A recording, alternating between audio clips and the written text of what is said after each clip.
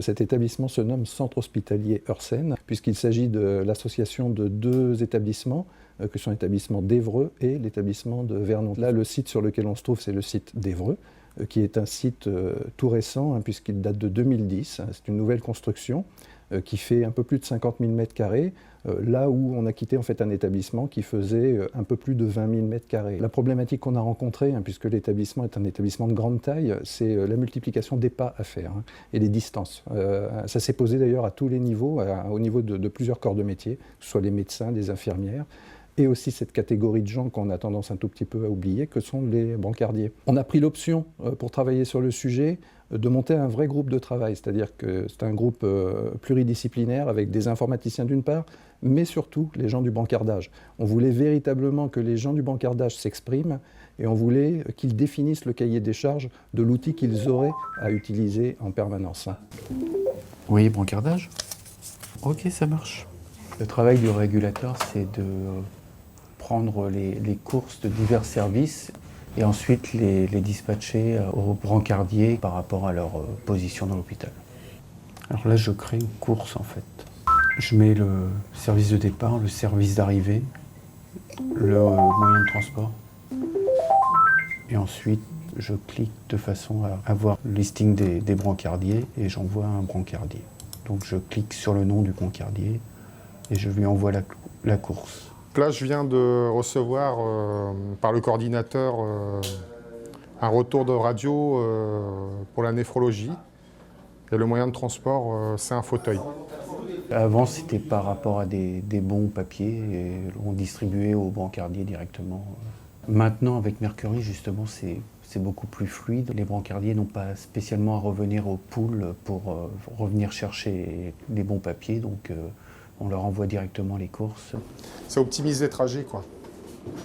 Donc le régulateur, en fonction de ce qu'il reçoit, il veut nous économiser des pas, quoi, grâce au téléphone.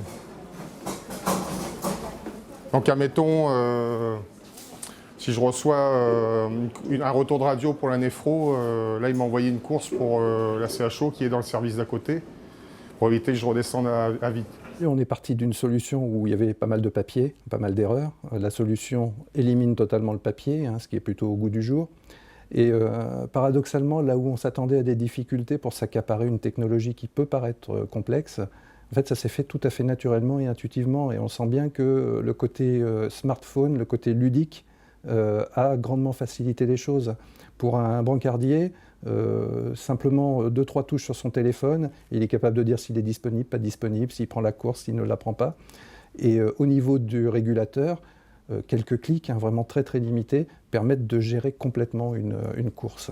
Le grand avantage aussi, c'est la notion de sécurité dans l'information qui est donnée. C'est-à-dire qu'il n'y a pas d'interprétation possible. Le brancardier sait qui il doit prendre, où il doit le prendre et quand il doit le prendre. Donc là, il y a le numéro de chambre qui est indiqué. Je sais que je dois aller à la chambre 294. Donc on est presque arrivé. Voilà, on est arrivé. Je vous ai ramené monsieur. Il a passé sa radio. Merci. Arrêtez, monsieur.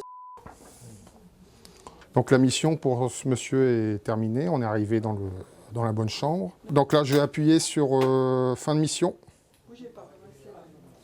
Et je confirme la fin de mission. On appuie sur oui.